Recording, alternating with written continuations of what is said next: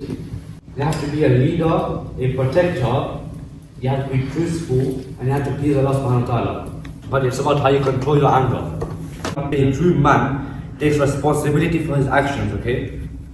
He does what he says, so he's always honest, he's on his faith, so he's always praying his prayers, he's reading Quran. Your online actions also matter, yeah? Obviously a real man, he stays quiet and he respects everyone.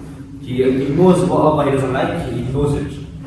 And the way you talk in your WhatsApp groups, your gaming chats or comments online still count. He doesn't just look at you when you're in the masjid, he also looks at you everywhere. Wherever you are, just know that Allah is watching you. If someone described you in 5 years, what would you want them to say about your character?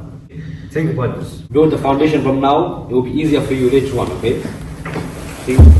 You don't need to wait until you're married or grown up.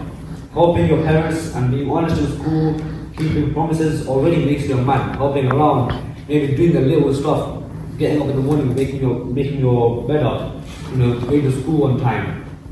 This stuff is what makes you a real man, okay? And it increases your responsibility.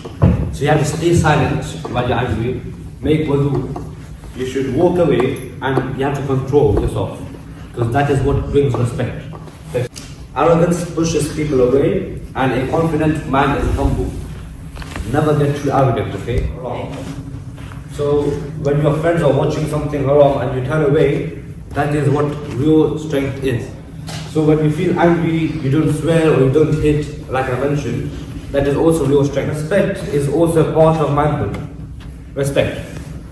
You have to respect parents, elders, your family members, your friends, yourself, and respect is what makes a real man. At home, you have to admit your mistakes, whatever mistakes you may have done. You have to admit that it is your fault and do not blame it on someone else. If it's your fault, admit that it's your fault and take responsibility for it. So if you make a mistake, you take responsibility for it and you say that I'll fix it, and you take the further steps. Influence your behavior and you should choose good company. And it's better to stand alone than have a bad company, right? You guys know the quote that says, you're the sum of the 5 people around you, right? So whoever's around you, make sure they are good. If they are bad, that's going to turn out to be as well. In Islam, begins with submission to Allah. That means praying the 5 daily prayers, reading Quran,